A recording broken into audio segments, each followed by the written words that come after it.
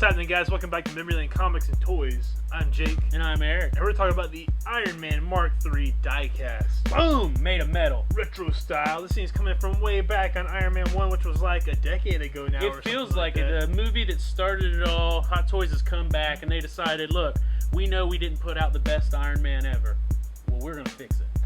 Well, and that one had some inherent problems. You had the crotch area that always turned pink, the pinkening, for whatever reason. Like yeah, it was like a pink eye feature. If you put this thing in any kind of light, it was going to turn pink on you. And if you are a collector looking for one, you know that's the hardest thing. If you're going to buy one, you're like, is it pink?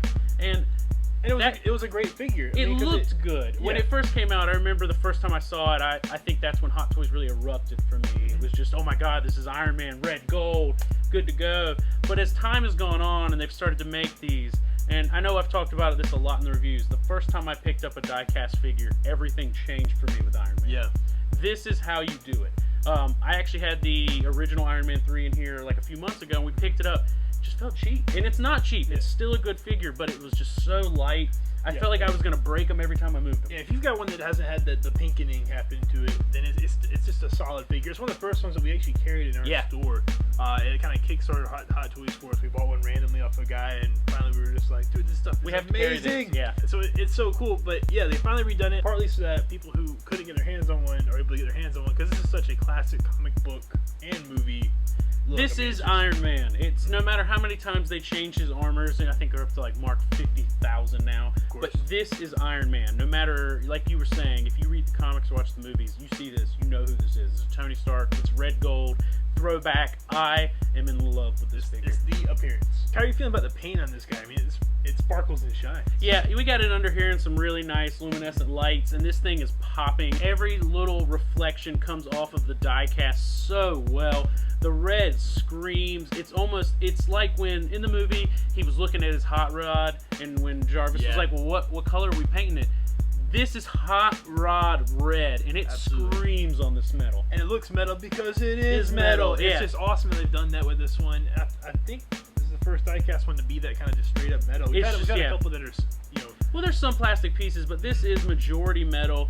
And when I'm talking about the Hot Rod Red, if you go back and look at the plastic version of this, they did their best job to get that red to shine. It's just never going to shine like this. Yeah, it's absolutely gorgeous. And it's the progression of Hot Toys just since anyways. I'm sure the paint's better. I'm sure they've done everything's gotten better with these figures. Speaking of that, what do you think on Articulation? How has this one changed? How has this one gotten better? This one's out of this world. I don't think there was a pose we were not able to get it in this shop. His arms, they've really fixed the articulation on these arms, making them, all the arms retract and move out almost so you can take it out, pose them how you want it, and pop it back in. They've really made the arms work on this figure, because in the movie he always moved so much, and when you go to the older Hot Toys figures, I could never get him in the pose I wanted him. Now these arms allow it. The legs, they go out so far. You can get him down in a really low pose. I don't think any figure poses as well as this. And a lot of those features take away the breakability and the fragileness of these things. I mean, when you start to get to where it can really pose like that, you aren't torquing it as much, where you're just kind of like, please. It's really like you can kind of, like you said, pose it up, pop the arm back into place, and it's real quick changes. Well, and the other cool thing, and you know, speaking of posing, this is another midsection that comes with the Iron Man figure, and when you pop them in, the torque, it gives you that torque twist, and when he's posed in the torque twist, it really gives you that Iron Man just, look away. It's something you've never been able to accomplish with the figure, and this little piece changes everything. Now, it's plastic. Very smart. It is one of the plastic pieces, but I think for them, if they made both midsections die-cast, I think this figure would have skyrocketed in price. Yeah. So the fact that they offer that and the other Mark III didn't, it changes this figure for me. It isn't a recasting. This is a brand new figure of the Mark III.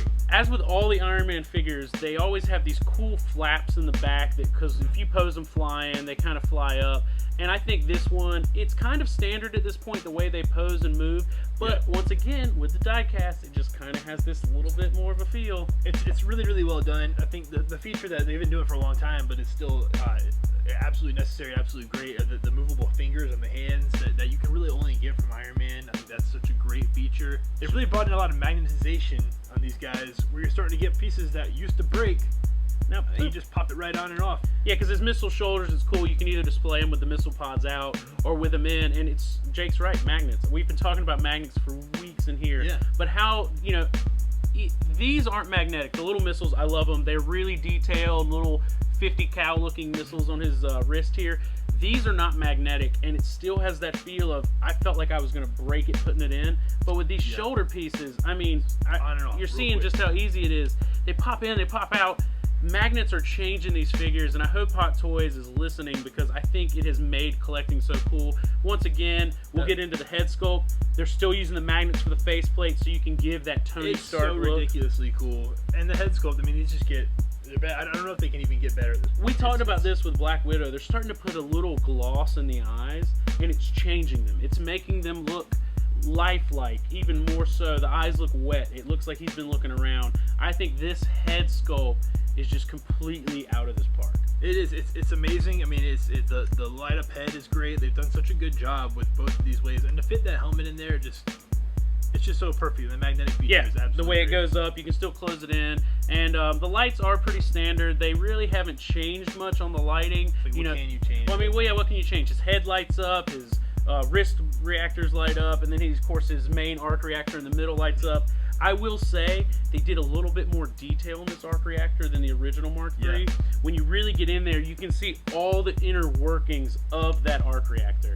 And it's just, for me, those little details are what set each figure we review apart. When you take off the chest plate, you get to see the real details on this thing. It looks like he's wearing a computer, which is really what's going on. Yeah, I mean, he's in a mobile computer. Yeah, it's part of what makes Iron Man so cool, is that it's actual technology that seems like it's just around the corner. Because, iPads keep getting crazier. Yeah. So, it seems like this is a feasible thing, and when you get these little details on it where you can see that it actually looks like a machine that he's wearing, it's so unbelievably cool. We go back to that Mark I, and one of the coolest parts of it was all the little wires and workings. It wasn't the best figure, but it became the best figure to me because of the details. They had little electric tape wrapped on the wire. And obviously, this suit's a little bit too clean to get anything like that. Oh, yeah. The idea of it is that everything is hidden, but to see the chest plate pop off is so cool. It's such a really interesting feature. And I will say, the chest plate is also plastic, one of the few plastic pieces on this. It's really hard to get on and off. Now, I imagine once you get it off a few times, it'll pop on and off easier. But that goes back to if they had just put in 2 magnets here, bam, on and off. But they didn't, so I really did struggle, and I worry. I'm a collector. I don't want to break anything. This worries me that one of these little clips will break, and I'll never be able to get that chest plate back on. Yeah, it snaps on easy, but getting it off is always the hard part. And I would have liked to seen them put 2 little magnets in the chest, and it would have stuck. Yeah, absolutely. So one of my other favorite things about this figure, as they've been developing and getting more advanced, they're making the shoulder blades move in 3 different pieces, so that no matter where I move his arm, that shoulder goes with it. He's still protected, because in some of the older ones, you'd pose it up and you'd be, oh my god, if I throw a rocket in there, that arm's going flying off. Yeah. Well, not anymore. Now you can really get these things articulated right to where you want them. Exactly. Such a small feature, but like I was saying, I think that's what keeps setting all of these figures apart. Like, this figure really comes down to, if I own the Mark III, am I going to want the diecast Mark III? Is it that much different than my original one? I think this one is, and I think this one, it's not that it comes with a ton more accessories than the Mark III, I think it comes with more well-done accessories. The accessories are definitely what sets this apart. The diecast is definitely the biggest feature. It's printed right on the box. It's printed everywhere. But for me, I love these little missile pods. It always comes back to magnets with me. Ever since that Captain America, I can't imagine a figure not using it. It's just so impressive. Speaking of the box, they continue with the Iron Mans and making the coolest looking little blueprint boxes. That these are display pieces themselves. I mean, this looks like artwork, and I'm so impressed by this stuff.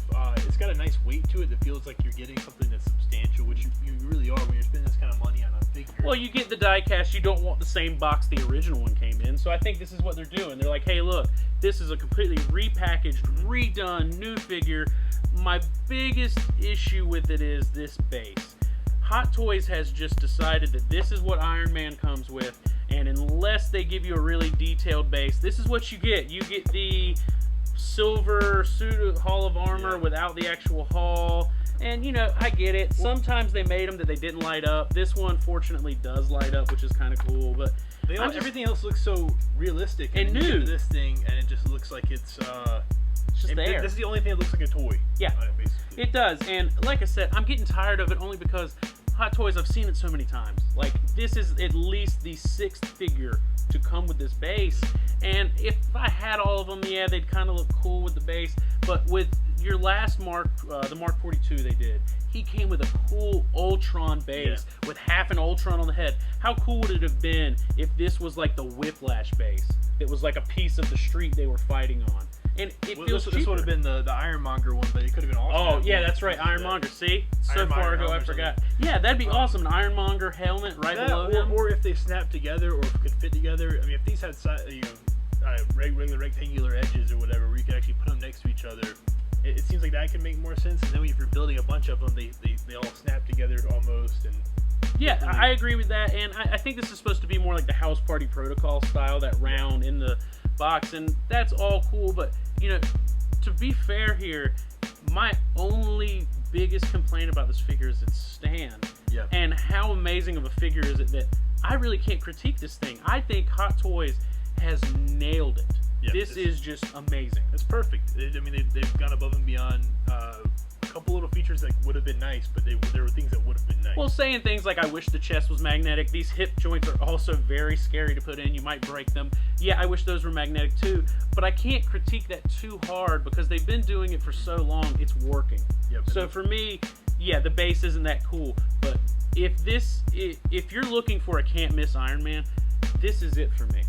Yeah, you know, I know the Mark 45 is going to be coming out. He is amazing. He comes with all these like blasters and cool explosions. But this is the figure, man. I'm a comic book guy. I love the movies. But if you had never seen a Marvel movie and you walked into our store and you read comics, this would stick out. Iron Man sits right there. You can fit him with a Sideshow Wolverine or there. Oh my God, he fits with any team. I would love to have. You know, if I was doing Avengers versus X-Men or something, and I had, you know, a couple of the X-Men sideshows, you're right, this would go so well with that. Right. Guys, thanks for checking out our review today. Keep looking back for more, as we got a bunch of stuff coming in soon. Hulk, Obi-Wan, all kinds of really cool Han and Chewie, which we are just excited for. We can't wait. But yeah, keep checking back soon, and thanks for subscribing to our YouTube channel. Thanks for watching our video, guys. Don't forget to check out all of our other videos on MLC TV on YouTube. Check out our website, mlcshop.com. You can find all kinds of cool new information, all of our picks of the week. It's an awesome website. And if you're ever in Wilmington, don't forget to stop by and check us out. We got a huge shop we love to share with the world. And thanks, guys.